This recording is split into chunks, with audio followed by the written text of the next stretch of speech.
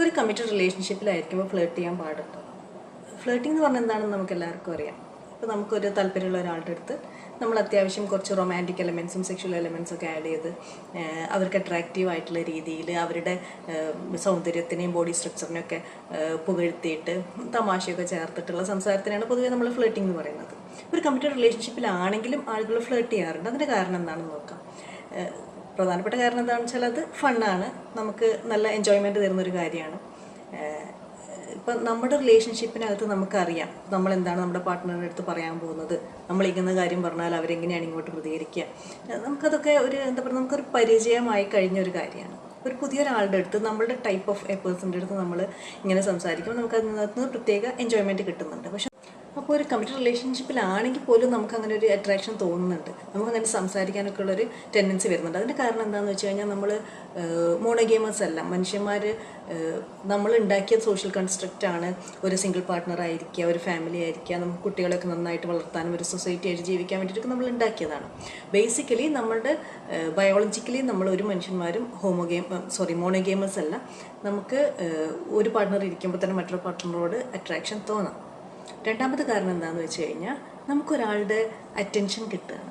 ഇപ്പോൾ നമ്മൾ ഒരു 5-6 വർഷം അല്ലെങ്കിൽ 6 മാസം അല്ലെങ്കിൽ ഒരു 3 വർഷമൊക്കെ കഴിഞ്ഞ റിലേഷൻഷിപ്പ് ആണെങ്കിൽ നമ്മുടെ ആ റിലേഷൻഷിപ്പിൻ്റെ അകത്തുള്ള സ്പാർക്ക് പോയിട്ടുണ്ടാവും. ആ തുടക്കത്തിലുണ്ടാകുന്ന ആ സ്പാർക്ക് നമുക്ക് നിലനിർത്താൻ പറ്റാറില്ല, അത് നിലനിൽക്കുകയുമില്ല.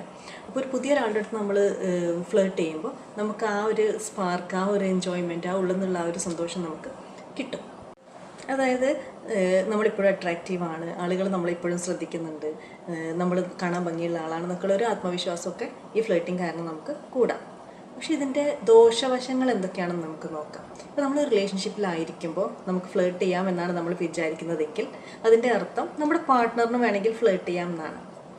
പക്ഷേ നമ്മുടെ പ്രശ്നം എന്താണെന്ന് വെച്ച് കഴിഞ്ഞാൽ നമ്മൾ ഫ്ലേർട്ട് ചെയ്യുന്ന നോക്കി എനിക്കറിയാം എവിടെ നിർത്തണം എന്നൊക്കെ നമ്മൾ പറയും. പക്ഷേ നമ്മുടെ പാർട്ട്ണറുടെ കാര്യം വരുമ്പോൾ നമുക്ക് അത്ര ഈസി ആയിട്ട് അതിനെ അംഗീകരിക്കാൻ പലർക്കും പറ്റാറില്ല. നമുക്ക് ഉള്ളിലൊരു പ്രത്യേകതരം ഒരു അസൂയ വരും, അതല്ലെങ്കിൽ ഒരു പോസിറ്റീവ്നെസ് ഒക്കെ വരാൻ തുടങ്ങും. അപ്പോൾ അതുകൊണ്ട് തന്നെ നമ്മൾ റിലേഷൻഷിപ്പിനകത്ത് നമ്മൾ ഫ്ലേർട്ട് ചെയ്ത് കഴിഞ്ഞാൽ നമുക്ക് ഫ്ലേർട്ട് ചെയ്യാമെങ്കിൽ നമ്മുടെ പാർട്ട്ണറിന് ഫ്ലേർട്ട് ചെയ്യാം എന്നുള്ള കാര്യം അവിടെ ഓപ്പൺ ആയിട്ട് കിടക്കും. അതാണ് ഒരു ദോഷം. ഫ്ലേർട്ടിങ്ങിൻ്റെ മറ്റൊരു പ്രശ്നം എന്താണെന്ന് വെച്ച് കഴിഞ്ഞാൽ നമുക്ക് ചീറ്റ് ചെയ്യാനുള്ള ഒരു പ്രലോഭനം എപ്പോഴും അവിടെ കിടക്കും. പിന്നെ വേറെ പ്രശ്നം എന്താണെന്ന് വെച്ചാൽ നമ്മളൊരു ഹ്യൂമൻ നേച്ചർ എന്ന് പറയുന്നത് നമുക്ക് എത്ര കിട്ടിയാലും മതിയാവില്ല എന്നുള്ളതാണ്. നമുക്ക് എന്ത് കിട്ടിയാലും നമ്മൾ കുറച്ചുകൂടെ വേണം അങ്ങനെ വിചാരിക്കും. അപ്പോൾ ഫ്ലേർട്ടിംഗ് എന്ന് പറയുന്നത് മിക്കവാറും നമ്മൾ ഫ്ലേർട്ടിങ്ങിൽ തുടങ്ങും. അപ്പോൾ കുറച്ച് കഴിയുമ്പോൾ നമുക്ക് അവരുടെ കൂടെ കൂടുതൽ സമയം സ്പെൻഡ് ചെയ്യണമെന്ന് വിചാരിക്കും.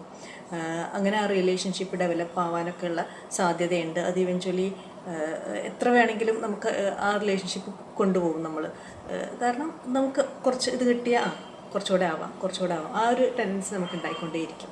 അപ്പോൾ അത് നമ്മുടെ റിലേഷൻഷിപ്പിന് പ്രശ്നമാവുകയും ചെയ്യും, നമുക്ക് ചീറ്റ് ചെയ്യാനുള്ള ഒരു സാഹചര്യവും ഉണ്ടാവും, നമ്മൾ പ്രസൻറ്റ് റിലേഷൻഷിപ്പിനെ അത് ബാധിക്കുകയും ചെയ്യും.